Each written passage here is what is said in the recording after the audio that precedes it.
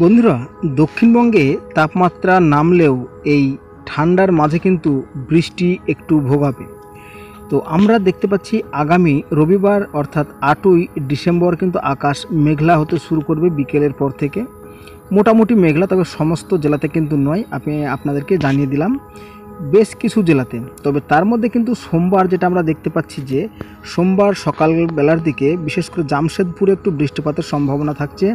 সেই সাথে ধানবাদ, দেওঘর, ভাগলপুর এই সমস্ত জায়গাগুলোতে কিন্তু একটু বৃষ্টিপাতের সম্ভাবনা থাকছে।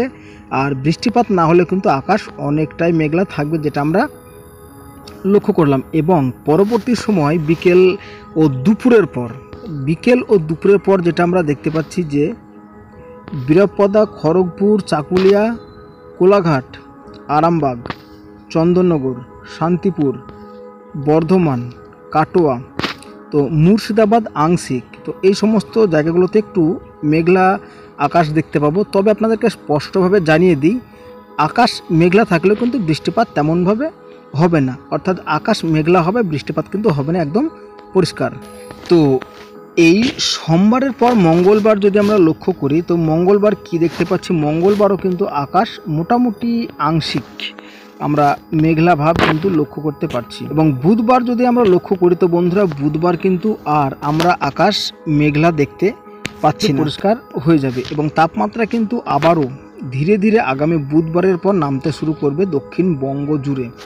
তবে তার আগে তো আপনাদেরকে জানিয়ে দিয়েছি যে আগামী কয়েকদিনের মধ্যে দক্ষিণবঙ্গের তাপমাত্রা প্রায় 13 থেকে 11 ডিগ্রির মধ্যে কিন্তু নেমে আসবে।